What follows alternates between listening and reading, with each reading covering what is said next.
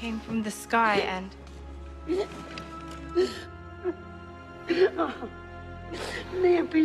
My girl. My little girl. La tragédie de l'Estival laissa de lourdes séquelles à Westeros. En l'espace d'une nuit, le royaume se retrouve privé de son roi, l'excellent Aegon V, ainsi que de son prince, ses héros de guerre et la grande partie des proches de la famille royale. L'année 259 après la conquête fut vécue comme une catastrophe par le jeune Jaehaerys, propulsé roi des 7 couronnes sous le nom de Jaehaerys II Targaryen. Âgé de 34 ans, le nouveau roi du trône de fer n'était pas considéré comme un homme habile et doté de prédispositions pour gouverner. Mince et frêle, Jaehaerys II était d'une santé très fragile, tombant souvent malade à cause de petites maladies ordinaires. Pour justement montrer l'inverse, il coiffa la couronne de son grand-père Maekar, roi guerrier à la poigne de fer. Lors de son couronnement à Port-Réal, beaucoup de seigneurs sont conviés à la cour pour jurer fidélité au roi. Parmi eux, on retrouve la famille Lannister empêtrée dans les querelles politiques avec les familles Rhaene et Tarbeck sur les terres de l'Ouest. Dans la délégation Lannister, la jeune Joanna Lannister arrive à la cour avec son oncle, le seigneur de Castral Rock Tytos Lannister. Du coup, vous l'aurez compris, Joanna Lannister est bien entendu la cousine d'un certain Tywin Lannister, et le mariage entre eux est arrangé depuis quelques années déjà. Lors de son arrivée à Port-Réal, Joanna Lannister fait la connaissance de la famille royale, et notamment la princesse Rhaella, avec qui elle se lie d'amitié très tôt. Rhaella était la fille du roi Jaehaerys II, et elle épousa son frère, le prince Aerys.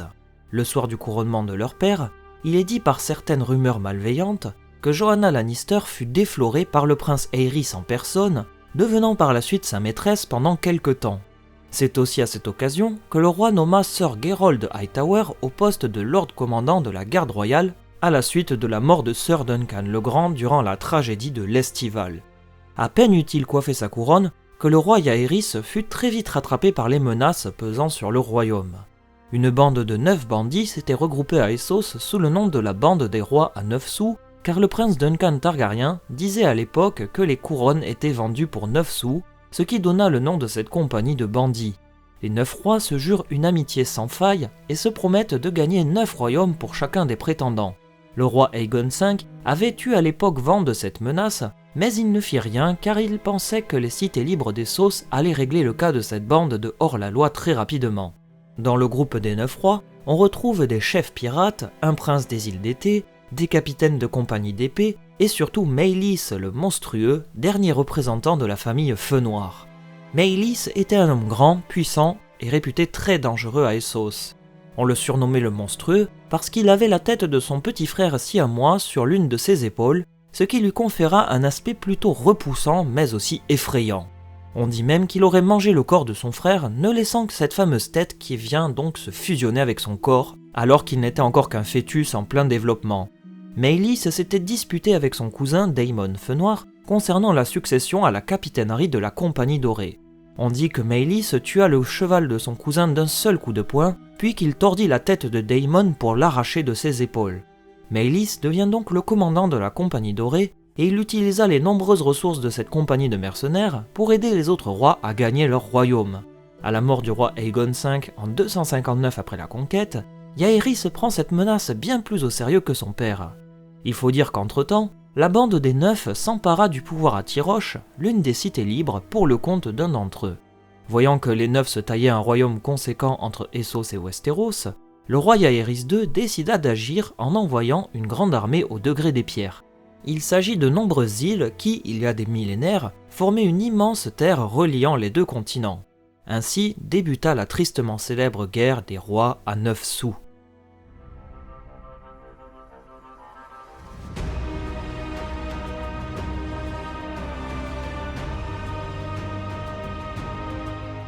Le roi Jaehaerys II envoya une grande armée pour contrer cette menace grandissante.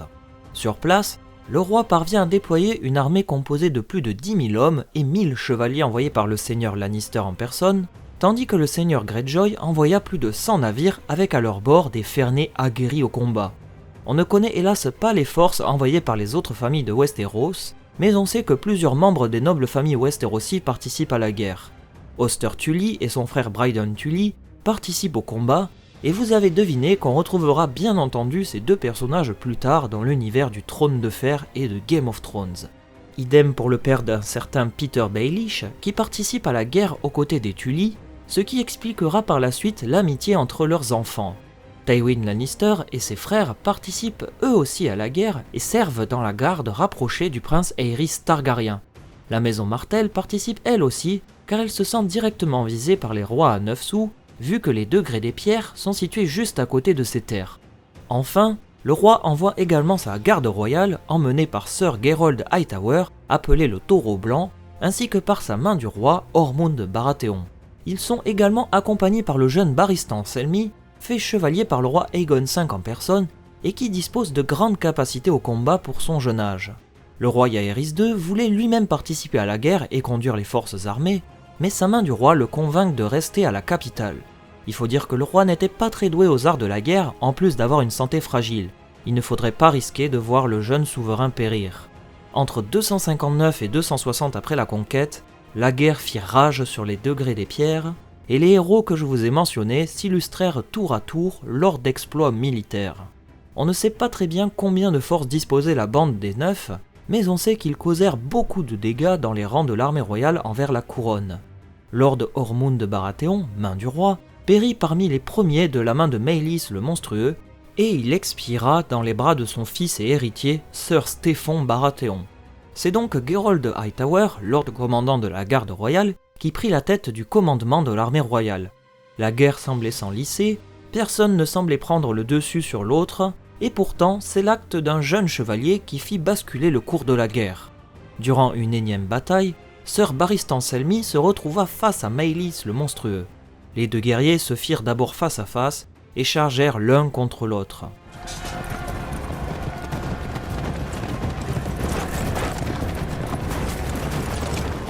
Les deux chevaux tombèrent dans un immense fracas, et en se relevant dans la boue, Barristan évita de justesse un coup lancé par Maelys.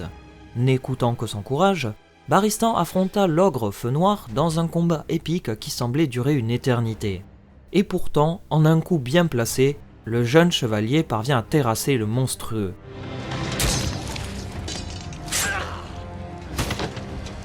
Avec la mort de Maelys Feu Noir, la guerre s'acheva 6 mois plus tard avec le retrait de la Compagnie Dorée du Combat, tout comme les autres rois, qui voyaient là l'opportunité de fuir tant qu'ils disposaient d'hommes.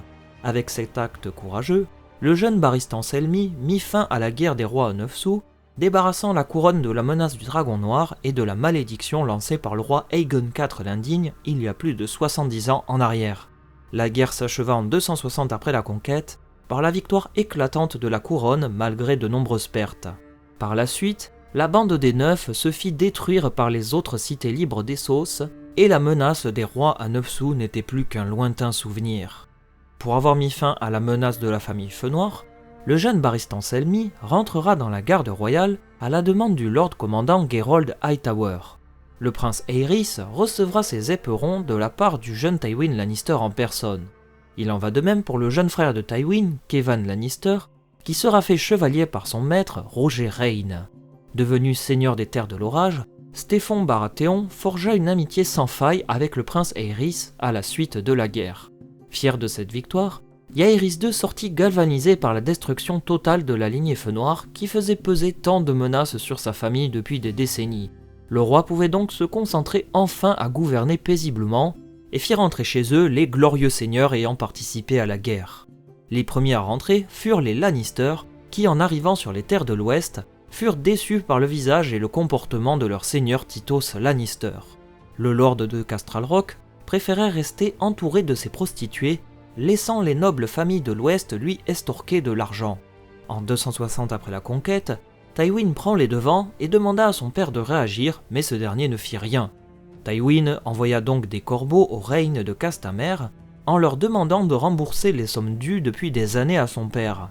Roger Reyne ria et ne fit rien, tandis que le lord Tarbeck vient en personne à la cour pour dire au lion Lannister qu'il n'était pas en mesure d'exiger quoi que ce soit.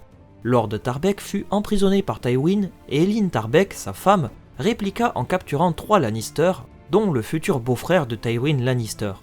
Lord Tythos décida d'intervenir et ordonna à Tywin de restituer Lord Tarbeck en échange des 3 captifs. L'échange eut lieu à Castamere et les familles de l'Ouest se jurent une amitié éternelle lors d'un immense banquet. Hélas, Tywin, qui gardait une grande rancœur envers eux, ne vient pas et ordonna l'année suivante, soit en 261 après la conquête, que Lord Tarbeck et Lord Rain viennent en personne à Castral Rock pour répondre de leurs crimes. C'est alors qu'est déclenchée la tristement célèbre rébellion des Rain et Tarbeck contre le sire de Castral Rock.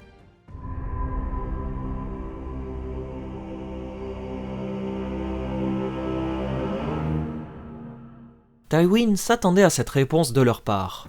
Ce dernier rassembla ses forces et marcha en direction des Tarbeck. Il massacra leur armée et arriva aux portes du château Tarbeck, où Elyn Tarbeck s'enferma en se croyant en sécurité. Tywin fit installer des engins de siège et bombarda le château jusqu'à ce qu'il ne reste plus rien avant d'y mettre le feu, détruisant par la même occasion tous les membres de la famille Tarbeck. Le Lord Rain arriva au moment de ce funeste bûcher avec une armée un peu plus imposante, mais il fut également défait par Tywin Lannister. 3 jours après sa défaite, les quelques Rain survivants s'enfermèrent à Castamere et demandent grâce au Lion Doré. Tywin ne fit rien et il emmura les Rain cachés dans les cavernes et les noya en détournant un fleuve. Ainsi périrent les Rain et Tarbeck qui avaient trop longtemps défié l'autorité des Lannister. Pour immortaliser cette victoire, Tywin fit composer une chanson intitulée Les pluies de Castamere pour rappeler que personne ne peut défier le lion Lannister. D'ailleurs, petite parenthèse, si jamais cette histoire vous intéresse, sachez que j'ai présenté ce tragique événement et ses nombreuses péripéties dans une vidéo qui lui est entièrement dédiée. Le lien sera en description si jamais vous souhaitez tout connaître de ce terrible massacre, car la version que je viens de vous conter était assez synthétique pour ne pas dire rapide. Bref, reprenons où nous nous étions arrêtés. Par la suite, la famille Farman tenta de contester l'autorité des Lannister. Tywin Lannister envoya un ménestrel jouer les pluies de Castamere dans leur château, et le Lord Farman se rangea très rapidement derrière son seigneur.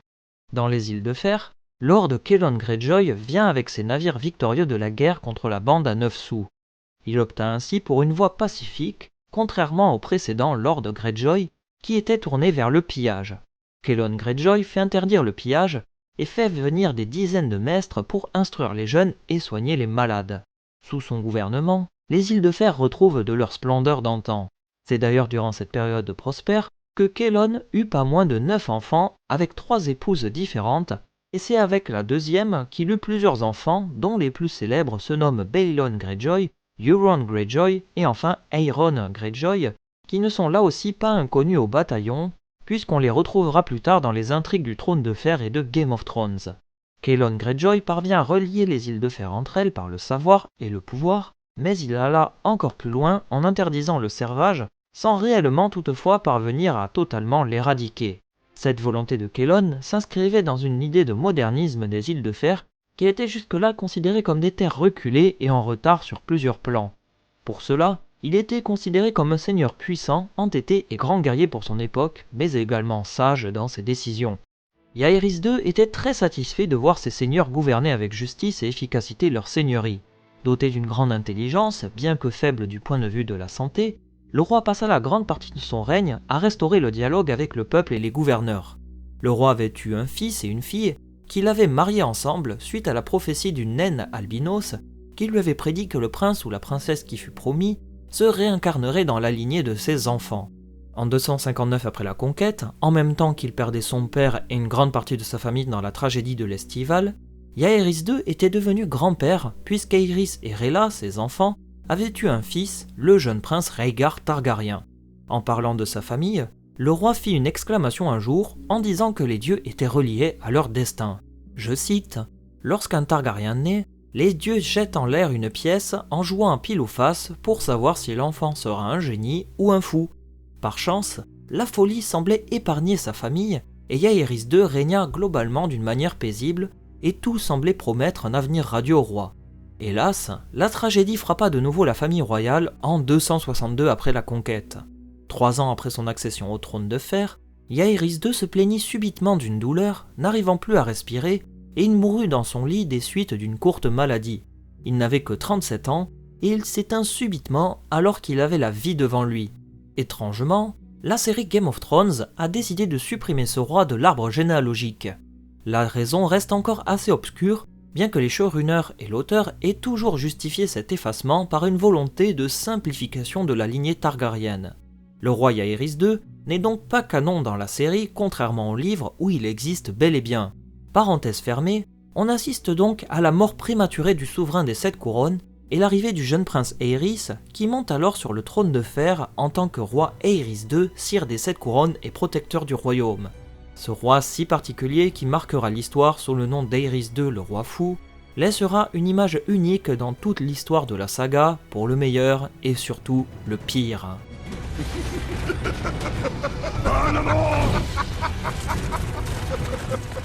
Mais ça, vous vous en doutez bien que c'est une toute autre histoire. Merci beaucoup d'avoir suivi cette vidéo, et à très vite pour de nouvelles histoires. Bye tout le monde.